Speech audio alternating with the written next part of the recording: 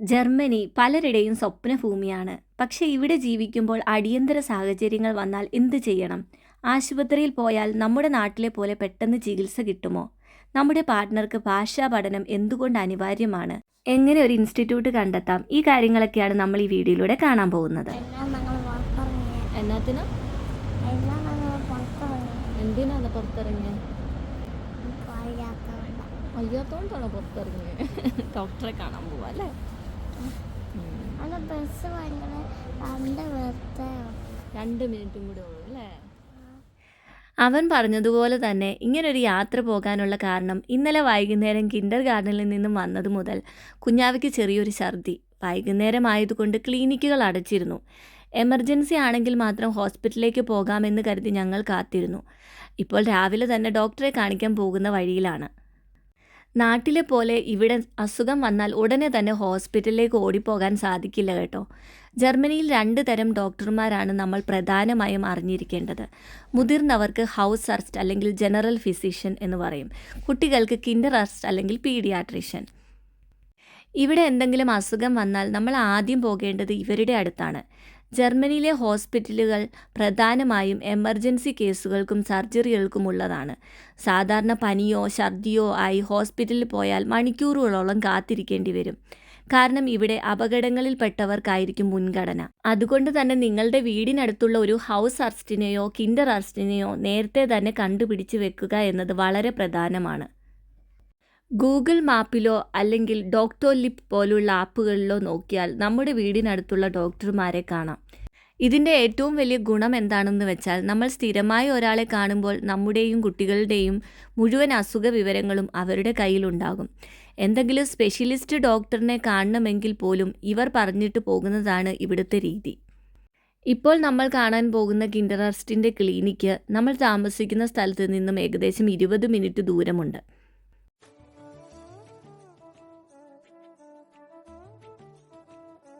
ഞങ്ങളിപ്പോൾ പോകുന്നത് സ്റ്റാറ്റ്വാൾഡ് എന്ന സ്ഥലത്തു കൂടിയാണ്.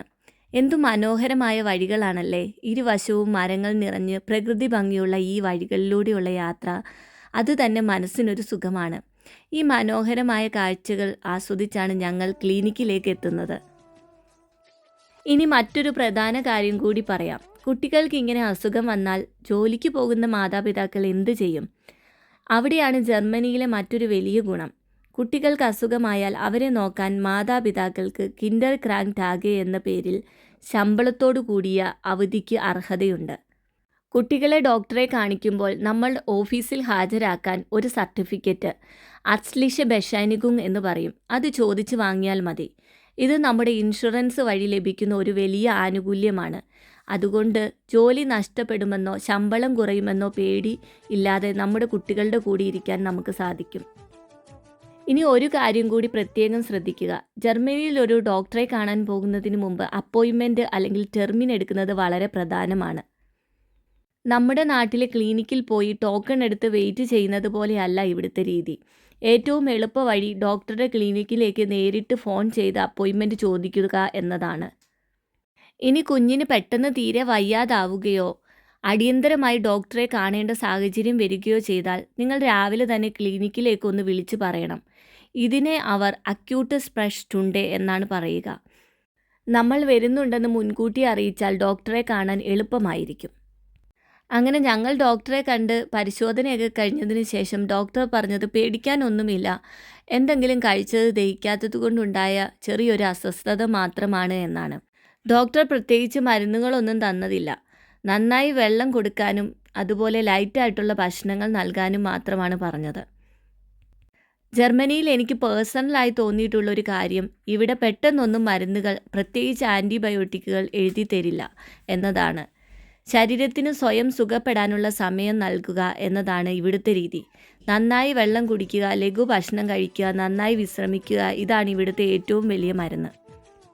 നിലവിലെ നിയമം അനുസരിച്ച്, അതായത് 2024-2025 കാലഘട്ടത്തിൽ ഒരു കുട്ടിക്ക് അസുഖം വന്നാൽ അച്ഛനും അമ്മയ്ക്കും പ്രത്യേകം 15 ദിവസം വീതം ശമ്പളത്തോടു കൂടിയ അവധിക്ക് അർഹതയുണ്ട്. നിങ്ങൾ ഒറ്റയ്ക്കാണ് കുട്ടിയെ നോക്കുന്നതെങ്കിൽ അല്ലെങ്കിൽ ഒരു സിംഗിൾ പേരൻ്റ് ആണെങ്കിൽ വർഷത്തിൽ 30 ദിവസം ഇത് ലഭിക്കും. ഇതിനായി ഡോക്ടറുടെ അടുത്ത് നിന്നും കിൻഡർ ക്രാങ്കൻഷൈൻ എന്ന സർട്ടിഫിക്കറ്റ് വാങ്ങി ഇൻഷുറൻസിനും കമ്പനിക്കും നൽകണം. ശമ്പളത്തിൻ്റെ ഏകദേശം 90% വരെ ഈ ദിവസങ്ങളിൽ നിങ്ങൾക്ക് ലഭിക്കും. ഇനി നമ്മുടെ കാര്യം എടുത്താൽ സാധാരണയായി ആദ്യത്തെ 6 ആഴ്ച കമ്പനി നിങ്ങൾക്ക് മുഴുവൻ ശമ്പളവും നൽകും. അതിൽ കൂടുതൽ നീണ്ടുപോവുകയാണെങ്കിൽ ഇൻഷുറൻസ് കമ്പനിയാണ് പണം നൽകുക. ഇനി നമ്മൾ ചെയ്യേണ്ടത് 3 ദിവസത്തിൽ കൂടുതൽ അസുഖം നീണ്ടു നിൽക്കുകയാണെങ്കിൽ ഡോക്ടറെ കണ്ട് അർബൈറ്റ്സ് ഉൺഫെയിഷ്കൈറ്റ് എന്ന സർട്ടിഫിക്കറ്റ് വാങ്ങി നൽകണം. അങ്ങനെ ഹോസ്പിറ്റലിൽ നിന്നും നമ്മൾ നേരെ പോയത് ചേട്ടായുടെ ജർമ്മൻ ലാംഗ്വേജ് സ്കൂളിലേക്കാണ് കേട്ടോ. സമയം 12:30 ആയപ്പോഴേക്കും ചേട്ടായുടെ ക്ലാസ് കഴിയാറായിരുന്നു. അതുകൊണ്ട് ഒന്നിച്ച് വീട്ടിലേക്ക് പോകാമെന്ന് കരുതി ഞങ്ങൾ അങ്ങോട്ട് കയറിയതാണ്. വല്ല പരിചയമുണ്ടോ? സ്കൂളിൽ വന്ന് കൊച്ചിനെ കൂട്ടിക്കൊണ്ട് പോവാ. കൊച്ചു വല്ലതും പഠിച്ചോ? ഇല്ല, ഒരു ഫാനാണ്. ഇങ്ങനെ നോക്കിയിരിക്കുക, എന്താ പറയുന്നത് തന്നെ എനിക്കറിയാം. ക്ലാസ് എങ്ങനെ ഉണ്ടായിരുന്നു? ഒന്നും മനസ്സിലായില്ലേ? ക്ലാസ് ഒക്കെ കട്ടപ്പോകയാ. നമ്മളിവിടെ മലയാളം പറഞ്ഞ ഇംഗ്ലീഷും പറഞ്ഞിട്ട് ഇവിടെ വന്നിട്ട് എന്താണ് പറയുന്നത് പോലും നമുക്കറിയത്തില്ല. ചേട്ടായി പഠിക്കുന്ന ഈ ഒരു സ്കൂളിൻ്റെ പേര് ഫൗ ഹായസ് അല്ലെങ്കിൽ ഫോൾസ് ഹോക്ക് ഷൂളെ എന്നാണ്. ജർമ്മനിയിലെ മിക്കവാറും എല്ലാ നഗരങ്ങളിലുമുള്ള ഗവൺമെൻറ് അംഗീകൃത സ്ഥാപനമാണിത്. ഇവിടെ എങ്ങനെയാണ് അഡ്മിഷൻ എടുത്തതെന്ന് പലരും ചോദിക്കാറുണ്ട്. ഞങ്ങളുടെ കാര്യത്തിൽ വിസ നടപടികൾക്കിടയിൽ ഔസ്ലാൻഡർ ബിഹോഡെ അല്ലെങ്കിൽ എമിഗ്രേഷൻ അതോറിറ്റി ഓഫീസിൽ നിന്നും ഞങ്ങൾക്കൊരു പേപ്പർ ലഭിച്ചിരുന്നു. ഇത് നേരിട്ട് സ്കൂളിൽ കൊണ്ടുപോയി കൊടുക്കുകയാണ് ഞങ്ങൾ ചെയ്തത്. ഈ പേപ്പർ ഉണ്ടെങ്കിൽ അവർ നമുക്കൊരു ലെവൽ ടെസ്റ്റ് അല്ലെങ്കിൽ പ്ലേസ്മെൻറ്റ് ടെസ്റ്റ് നടത്തി ഏത് ക്ലാസ്സിലാണ് ചേരേണ്ടതെന്ന് പറഞ്ഞു തരും. ഞങ്ങളിത് പൂർണ്ണമായും ഫ്രീ ആയിട്ടല്ല കേട്ടോ ചെയ്യുന്നത്. ഏകദേശം 230 യൂറോയോളം ഓരോ ലെവലിനും ഞങ്ങൾ അടച്ചിട്ടുണ്ട്. ഇത് ഫ്രീ ആയി പഠിക്കാൻ പറ്റുമോ എന്നതാണ് മറ്റൊരു ചോദ്യം. അതെ, അതിനും ഇവിടെ സാഹചര്യമുണ്ട്. നമ്മൾ ജർമ്മനിയിൽ ജോലിയില്ലാത്തവരോ അല്ലെങ്കിൽ ഗവൺമെൻറ് സഹായം അല്ലെങ്കിൽ ബുർഗർ ഗെൽഡ് എന്ന് ഇവിടെ പറയും, ഇത് കൈപ്പറ്റുന്നവരോ ആണെങ്കിൽ ഈ കോഴ്സ് നിങ്ങൾക്ക് പൂർണ്ണമായും സൗജന്യമായി തന്നെ ചെയ്യാൻ സാധിക്കും. കാര്യങ്ങൾ ഇങ്ങനെ പറയുന്നതിനിടയിൽ ലൊക്കേഷൻ മാറിയത് നിങ്ങൾ ശ്രദ്ധിച്ചിട്ടുണ്ടാവുമല്ലേ? ഞങ്ങൾ ഇപ്പോൾ നിൽക്കുന്നത് ഞങ്ങളുടെ വീടിനടുത്തുള്ള ഒരു മനോഹരമായ പാർക്കിലാണ് കേട്ടോ. എന്തു മനോഹരമായ കാഴ്ചയാണിത്! കണ്ണെത്താ ദൂരത്തോളം പിങ്ക് നിറത്തിലുള്ള പൂക്കൾ പൂത്തുലഞ്ഞു നിൽക്കുന്ന മരങ്ങൾ. ജർമ്മനിയിലെ വസന്തകാലം അതിൻ്റെ പൂർണ്ണ സൗന്ദര്യത്തിൽ നിൽക്കുകയാണ്. ഈ മരങ്ങൾക്കിടയിലൂടെ നടക്കുമ്പോൾ സ്വർഗത്തിലെത്തിയൊരു പ്രതീതിയാണ്. മരങ്ങളിൽ മാത്രമല്ല കേട്ടോ, നിലത്തും നോക്കൂ. മരങ്ങളിൽ നിന്നും കൊഴിഞ്ഞു വീണ പൂക്കൾ കൊണ്ട് താഴെ ഒരു പിങ്ക് പരവതാനി വിരിച്ചതുപോലെയുണ്ട്.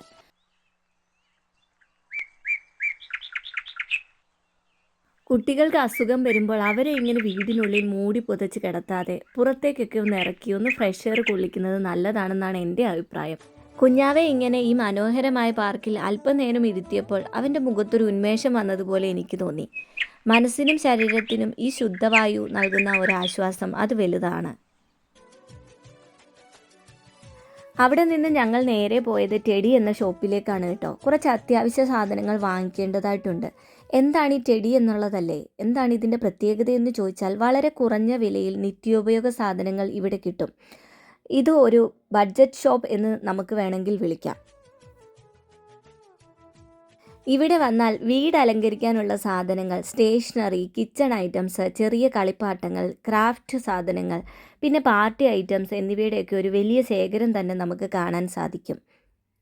ഇവിടെ മിക്ക സാധനങ്ങൾക്കും 1 യൂറോ മുതലാണ് തുടങ്ങുന്നത്. 1 യൂറോ, 2 യൂറോ, 5 യൂറോ എന്നിങ്ങനെ വളരെ ലാഭകരമായ രീതിയിലാണ് വില നിശ്ചയിച്ചിരിക്കുന്നത്. വില കുറവാണെന്ന് കരുതി ക്വാളിറ്റിയിൽ വലിയ വിട്ടുവീഴ്ചയൊന്നും ഇവർ വരുത്താറില്ല കേട്ടോ. അതുകൊണ്ട് തന്നെ ജർമ്മനിയിലെ സാധാരണക്കാരുടെ ഇടയിൽ ടെഡി വളരെ ഫേമസ് ആണ്. ഓ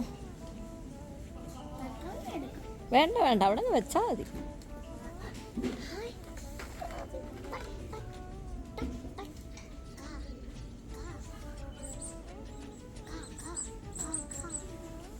നിനക്ക് വയ്യാണ്ട് പനിയായിട്ട് വന്നതല്ലേ?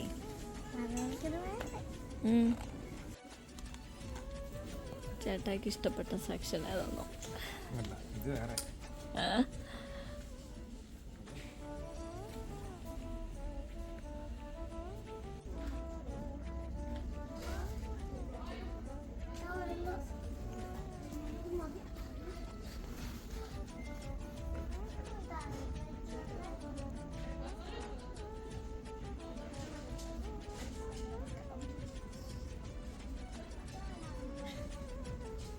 അനി വെച്ചോ, എടുത്തോ. അതാ പറഞ്ഞേ, അതിനെ എടുത്തോളാൻ പറഞ്ഞ. അതിനെ എടുത്തിട്ട് കൊണ്ടുപോ, വീട്ടിൽ കൊണ്ടുപോ.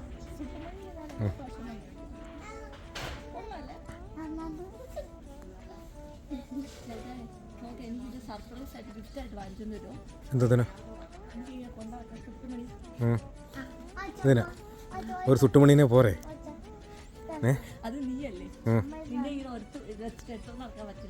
ആന്നാ നല്ല യൂറയാണോ?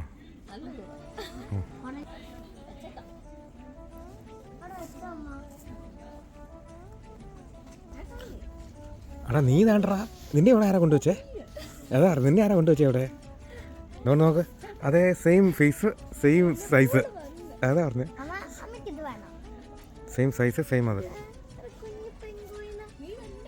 നീ തന്നെ അതാ പറഞ്ഞേ. അതാ പറഞ്ഞേ, കറക്റ്റാ. എന്നെ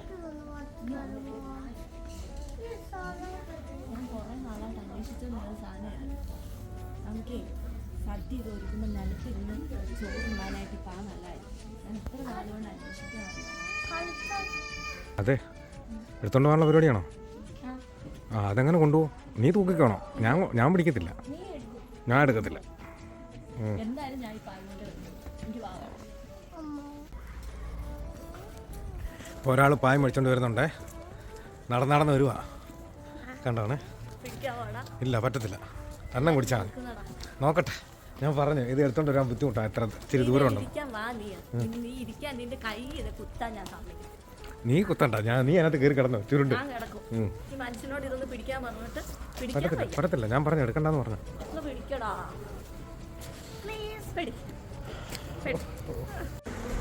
ചേട്ടാ ചേട്ടാ, താങ്ക് യു. എടാ അപ്പൊ ഇരിക്കാൻ പാ വേണ്ടേ? എന്റെ ഫാൻസ് ഉണ്ട്, നിന്നെ തല്ലു. പിന്നെ പാ പിടിച്ച തല്ലുന്ന ഫാൻസ് വന്നിട്ട് അവര് എടുത്തോണ്ട് വരുമോ പായ? ഇന്നത്തെ ഈ ചെറിയ യാത്രയും അനുഭവങ്ങളും ജർമ്മനിയിൽ ജീവിക്കുന്നവർക്കും വരാൻ ആഗ്രഹിക്കുന്നവർക്കും ഉപകാരപ്പെട്ടെന്ന് കരുതുന്നു. അപ്പോൾ അടുത്തൊരു വീഡിയോയിൽ കാണുന്നവരേക്കും എല്ലാവർക്കും ബൈ ബൈ, ടേക്ക് കെയർ.